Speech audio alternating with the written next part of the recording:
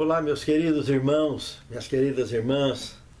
É com muita alegria que cumprimento a todos em mais uma oportunidade de juntos abrirmos um trimestre novo de lições novas na Palavra de Deus.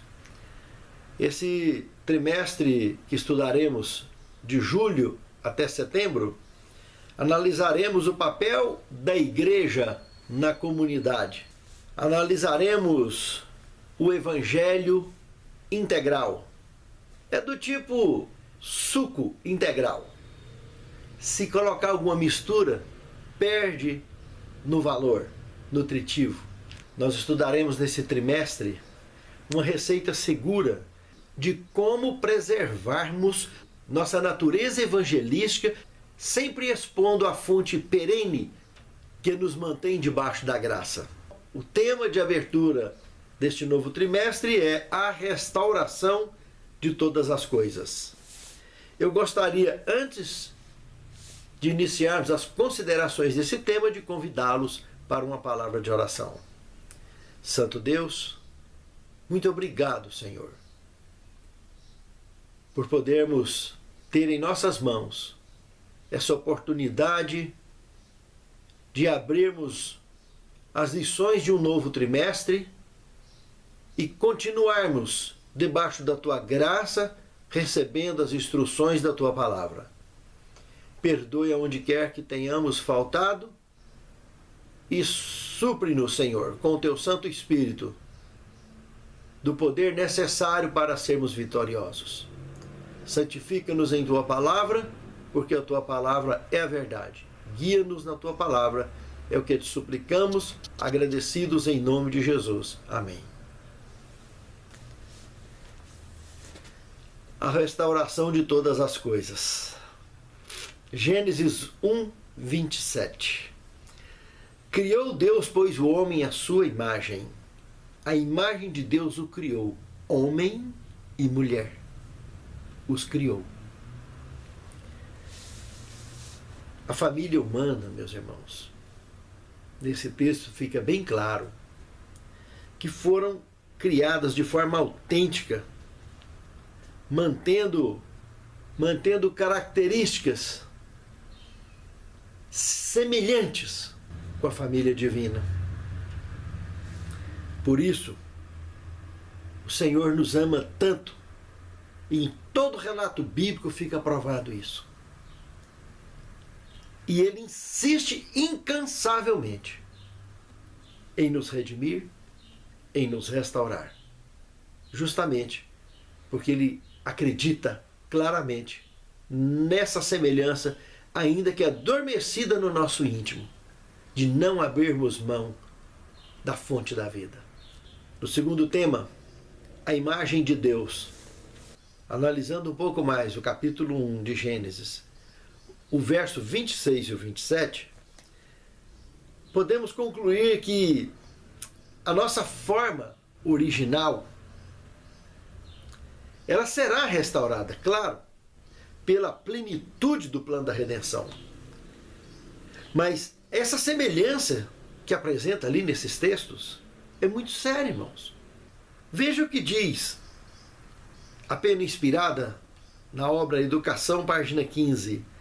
A natureza da imagem de Deus é completa. Quando Adão saiu das mãos do Criador, trazia na sua natureza física, intelectual e espiritual a semelhança do seu Criador. E no texto que acabamos de ler, na abertura do trimestre, homem e mulher. Ele os criou conforme a sua semelhança. E conforme conhecemos no escrito sagrado, criado pouco menor do que os anjos. Os anjos também estão nessa semelhança. Aliás, lá em Apocalipse, capítulo 14, no verso 6, o desfecho da pregação do Evangelho nos apresenta numa representação angélica. Todos somos anjos. Anjos é nada mais, nada menos do que mensageiros, enviados. Não nos esqueçamos disso. Nós compomos a hoste angélica também. Somos, é claro, convidados a compormos a hoste de luz. Mas, infelizmente, houve queda no céu antes de acontecer na terra. Houve fusão desses seres caídos, os de lá com os de cá. E, infelizmente, existem hostes angélicas das trevas também, enviados das trevas, em todas as formas. E precisamos estarmos atentos, porque só quem convive com a luz consegue andar na luz e expor luz, ser um instrumento nas mãos de Deus. Do contrário, é muito lamentável. Terceiro tema, a queda e suas consequências. O capítulo 3 de Gênesis não daria tempo na lição toda, o tempo que nós teríamos para trabalhar essa lição, de analisarmos todo o capítulo 3. É um assunto muito profundo, principalmente a abertura, que trabalha do verso 1 até o verso 6. Ali nós temos a prévia da queda. Ali nós temos as consequências de uma simples invasão da privacidade divina, que é letal. Lançar mão, invadir, tentar tomar aquilo que pertence a Deus. Tudo que pertence a Deus tem que ser usado com um fim santo, só dentro da permissão divina. Qualquer situação que nos desvie da permissão divina, aquilo que pertence a Deus, é fatal. O verso 7 do capítulo 3 foi a primeira das consequências colhidas desta invasão de privacidade que levou o casal à queda. E, evidentemente, a serpente também, um representante do mundo animal. E não se descuidem que aquele animal, entre o verso 1 e 6, estava em franca comunicação interativa com Eva. A inteligência, apesar de estar ali em nome das trevas, quem estava falando era a serpente, demonstrando pela sua inteligência, apontada na Bíblia Sagrada como o mais inteligente dos animais ali, então, criado. Ele tomou a sua decisão e foi ali, em cima daquela árvore, invadindo a privacidade divina, que ela também foi amaldiçoada. E enquanto está no nosso meio, arrastando e comendo pó, um animal que voava, veja que a associação com as trevas não dá certo. Nunca deu certo. E jamais dará certo. É do chão para o fogo. No verso 7, temos a revelação de que os olhos do casal foram abertos e eles se viram nus. Ou chamaríamos isso, esse cenário, da nudez dos olhos abertos. Quando o casal perdeu essa roupa, não nos deixa outra ideia a não ser observar o que João, o profeta vidente que escreveu o Apocalipse, quando ele descreveu no capítulo 12, entre o verso 7 ao verso 13, lá de Apocalipse 12, a cena que ele viu. O profeta João, como um vidente olhando para o passado longínquo, Como Moisés também foi vidente, escreveu como vidente, descrições de visões que ele teve no passado. João foi lá no período da queda, há 4.000 anos antes de Cristo, e descreveu, no discorrer dos escritos desses versos de Apocalipse, percebemos peças do quebra-cabeça bem encaixadas, como a serpente, dragão, queda, cordeiro sacrificado ali, que também vamos analisar aqui, justamente para nos identificar no tempo de quando tinha acontecido aquilo.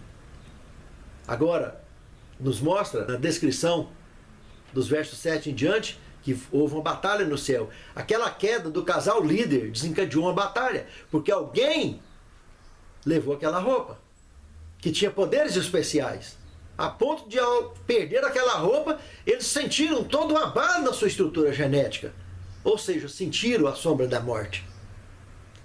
Se sentiram nus, inúteis. Mas alguém, com essa roupa na mão como triunfo de vitória, abriu uma guerra lá no céu. E quem quer que seja que tenha tombado naquela batalha, no céu não tem cemitério. Foi lançado na terra, o trecho bíblico nos apresenta. E seus anjos foram lançados com ele. Aí não é de se estranhar a ciência achar daí uma ossada de vez em quando, perdida daqui ou dali, e falar, tem milhões de anos. Meu Deus. Tão claro nas escrituras sagradas, e muitos não querem ver. Fiquem de olhos abertos. A palavra está revelada. E Deus a revela para os simples, aqueles que aceitam a direção divina. Prosseguindo, foi aí então que do verso 8 ao 10, nós temos a vergonha, a humilhação e o desejo de viver escondido manifestos no casal. Ou seja, abrir os olhos no mau sentido da palavra, nesse caso do casal, meus amados, foi para abrir um efeito dominó devastador no código genético e na vida do casal líder desse planeta. Uma outra coisa que nós temos que nos atentarmos aqui é que eles viviam na eternidade. E existe muita estrutura teológica embutida nos versos aqui dos primeiros capítulos de Gênesis, que embaraça e constrange a própria teologia, em sua maioria. A ciência, então, se engasga o tempo todo com as revelações contidas aqui acerca do poder de Deus. O verso 11 e o verso 12 é muito sério, porque no verso 11 apresenta a Deus indagando com o casal acerca de como eles sabiam que estavam nus. Porventura comestes da árvore que eu avisei para não comer? Veja que Deus, como um pai altamente habilitado na psicologia do amor, leva o casal ao diálogo para tentar colher da maneira mais sensata possível indícios menos danosos possível das escolhas erradas que eles já tinham feito. Tentar evitar maiores traumas e prejuízos da melhor maneira possível, que é sempre olho no olho, diálogo, enfrentar o problema de frente. Deus estava com esse diálogo tentando fazer eles enfrentar o problema de frente, mas com segurança, sem medo.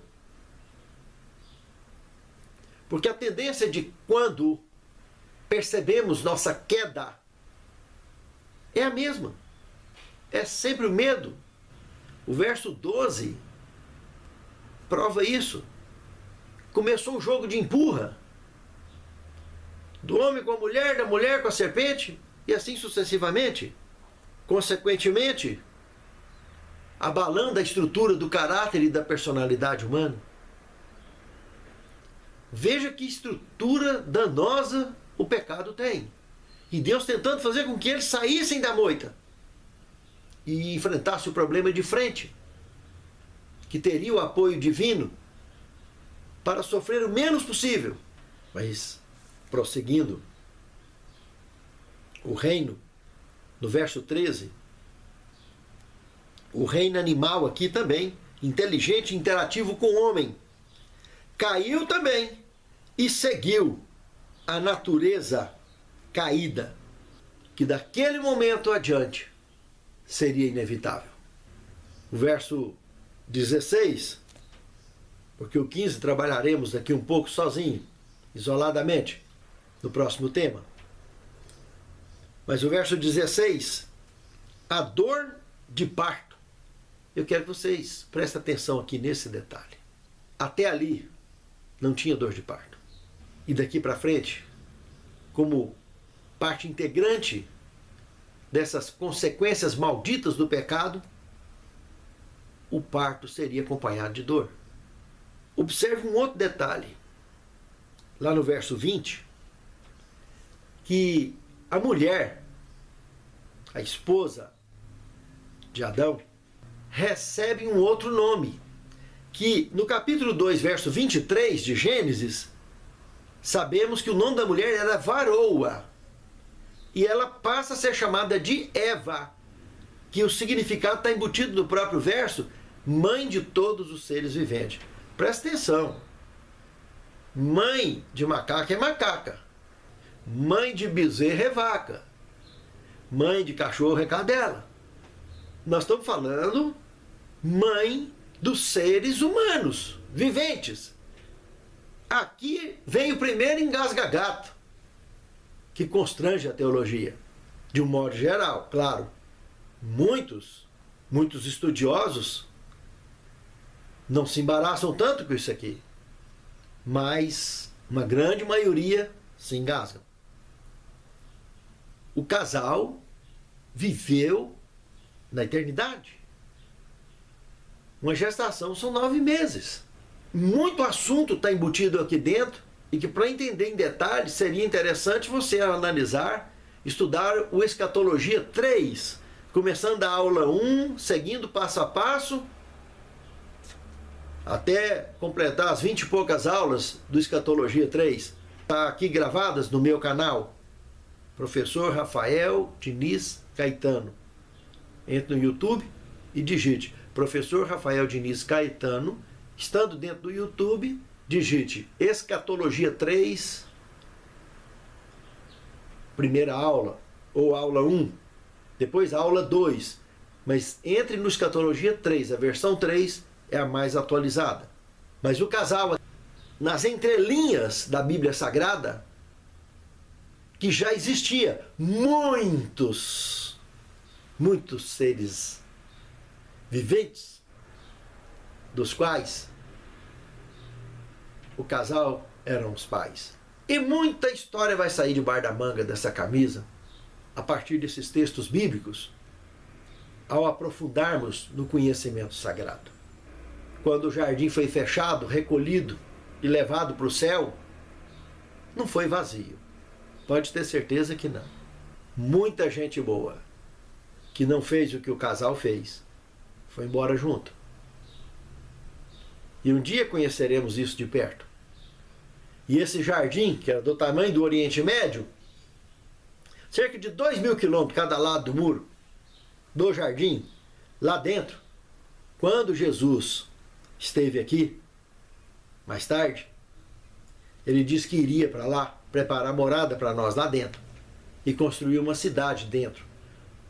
Essa 557 quilômetros, mais ou menos, cada lado dela, e a sua altura também, conhecida no Apocalipse como Nova Jerusalém, a Santa Cidade. as moradas que Cristo preparou para nós, está preparando para nós, para mim e para você, é lá dentro dessa cidade que está dentro desse jardim. Maravilhoso. Essa cidade tem mais ou menos o tamanho do estado de São Paulo, ali dentro do jardim. E antes do dilúvio teria sido recolhida.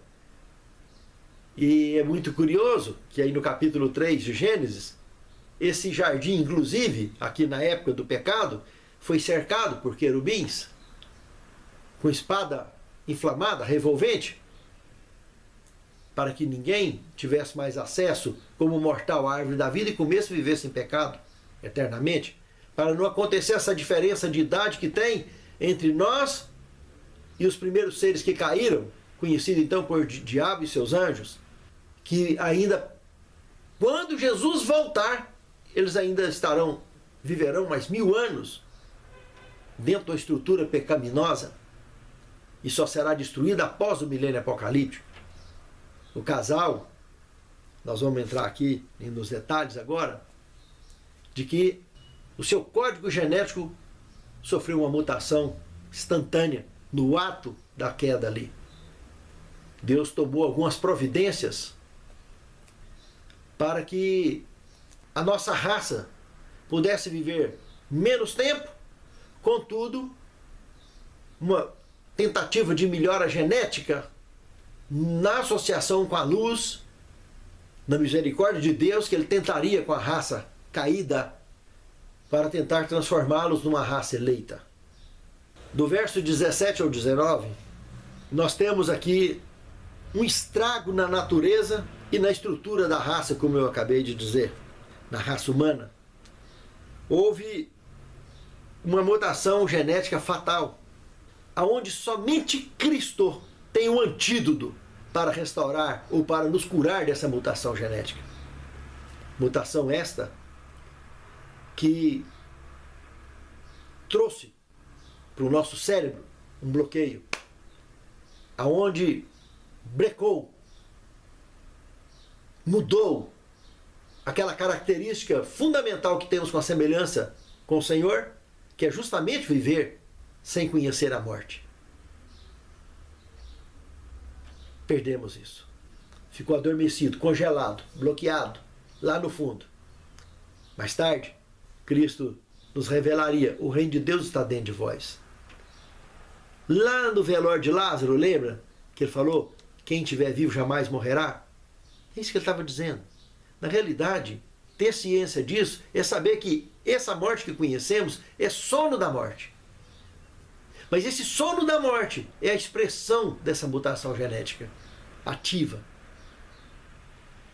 que mantém o controle habitacional do planeta Terra, e Deus pode ir trabalhando a genética da raça caída, convidando-os a fazer parte de uma raça eleita, como bem entendeu Pedro sobre isso e assim escreveu. E seria muito interessante que eu e você também compreendêssemos isso e agíssemos como tais, antes que seja tarde demais. Quarto tema: inimizade e expiação. Aqui entra no verso 15 do capítulo 3. Poderíamos analisar o 14 e o 15. Aqui podemos olharmos várias faces desse acontecimento. Analisando o capítulo 3, verso 14 e 15, percebemos aqui a lamentável divisão de pessoas de bem com pessoas de mal. É aqui que começou essa encrenca das mudanças de características anunciadas na convivência social dos seres deste mundo. O estabelecimento do paradoxo luz e trevas inicia aqui, nesse ponto da revelação sagrada. E a solução anunciada aqui, também nesse ponto, foi de forma horrenda. Pela primeira vez, o casal líder e os seres que habitavam no jardim do Éden assistiram à cena de um cordeiro sendo morto, sacrificado, sangue. E a divindade do Pai apresentando naquela cena horrenda a solução pela sua graça e o seu amor que o seu filho ocuparia o lugar daquele cordeiro. E não é para menos que alguém que não formou genealogia entre nós, como Melquisedeque, revelado em Hebreus capítulo 7, dentre outros textos da Bíblia Sagrada, tem assumido um sacerdócio eterno, que quando Cristo vencesse a parte dele, do seu plano, do plano da redenção, ele recebesse direto de Melquisedeque, segundo essa ordem sacerdotal, essa função, recebendo das mãos do próprio Melquisedeque. Com certeza Melquisedeque não pecou. Foi um ser que assistiu toda essa estrutura e sem pecar. Não cabe tanto aprofundar nisso aqui hoje, mas são peças do quebra-cabeça que se encaixam bem melhor olhando para os escritos sagrados. Dê uma lidinha calma, tranquila, em Hebreus capítulo 7, verso a verso. E observe. A genealogia que ele formou foi entre os seres que não caíram. Mas entre os seres caídos, nem pensar. Temos muito assunto sobre isso no meu canal. Dentro do Escatologia 3, trabalhamos muito com esse assunto também. Dentre outros assuntos que desconfortam, infelizmente, aquela cúpula farisaica que se embaraça com assuntos que eles ainda não se deram conta dos tais, mas quem escreveu não fui eu, está lá na Bíblia. Eu simplesmente estudo, com muito carinho, com muito amor, e entendo que aquilo que aprendemos na palavra de Deus, temos que simplesmente ensinar. E quem quiser, apreciará. Quem não quiser, não vai apreciar. Mas quem apreciar, tem chance de crescer. Porque a palavra nos afirma que quando andamos na luz, os nossos olhos também passam a ter luz.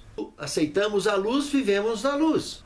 E o brilho da luz, que vem de Deus através de nós, cada um de nós, será como uma cidade colocada em cima do monte, construída em cima do monte. Será notada de longe. E ninguém esconde uma luz debaixo de uma cama. Ela é feita para colocar no velador, como disse o próprio Cristo.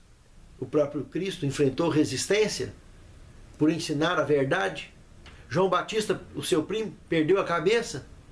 Não é de se admirar que nós também, ao ensinarmos a verdade, conforme revelada nas Escrituras, vai enfrentar resistência para tudo quanto é lado. Porque o bojo doutrinário tradicionalista traçado pela estrutura farisaica é como se fosse intocável. Mas a palavra de Deus, ela foi feita para ser tocada, estudada e ensinada, e não para ser escondida. Portanto, aquela cena horrenda foi apresentada com amor eterno. A nossa solução, o Cordeiro de Deus, que tiraria o pecado do mundo. Deus, em seu amor, não nos deixou sem solução, mesmo tendo sido uma solução horrenda, apresentada no Éden e no Calvário, em nosso favor. Quinto tema, restauração em Jesus. Analisando Gálatas capítulo 4, o verso 19, concluímos o seguinte: a restauração em Jesus não é simplesmente a restauração de uma casa velha, aonde uma pintura, um batom externo, parece que deixou tudo novo. Mas seria a comparação mais sensata imaginarmos que uma restauração em Cristo seria como se aqueles tijolos se transformassem em diamantes e dispensasse o uso de coberturas externas. É isso que acontece com alguém que se torna nova criatura. Alguém que aceita ser restaurado em Cristo. Ele brilha de dentro para fora. não é só externo. Porque quando o brilho é só externo, é aquele que Jesus comenta: cuidado para que a luz que há em ti não seja trevas. Uma caixinha de trevas com brilho externo. Aquela ilusão de que estamos certos, que estamos no caminho certo, mas estamos vivendo uma teima terrível, expondo uma energia negativa, uma luz negativa de origem duvidosa. Restauração em Cristo é tudo de bom. Para alguém que pertence à raça caída e deseja fazer parte da raça eleita. Sexto tema, o papel restaurador da igreja. Analisando Marcos, capítulo 2, verso 1 ao 12, temos aqui a história, a experiência do paralítico de Cafarnaum. Para nós, a lição é bastante clara, o recado é bastante claro, de que jamais deveríamos abrir mão, nem que for de abrir um telhado, para sermos úteis à causa do Mestre, com o nosso semelhante, com o mundo ao nosso redor. Imaginem que não foi nada fácil, muito pelo contrário, muito constrangedor, fazer o que aqueles homens fizeram. Desmanchar um telhado, tirando telhas velhas, empoeiradas, com barro, com tudo, de cima da cabeça do próprio mestre que ali embaixo estava, reunido, pregando a palavra. Imagine o cisco, a quantidade de cisco que não caiu ali dentro. Literalmente interrompendo, fazendo com que Cristo e os convivas que ali estavam se afastassem debaixo do buraco. Literalmente interrompendo um sermão de Cristo. E agora descendo numa corda aquela maca, com o paralítico de Cafarnaum ali dentro. Veja a disposição daqueles homens em entender o recado da necessidade de estarmos junto de Cristo, que é indispensável para a restauração. Aquele paralítico milagrosamente foi curado. E quantos ali espiritualmente também não foram curados, porque fisicamente já estavam bens?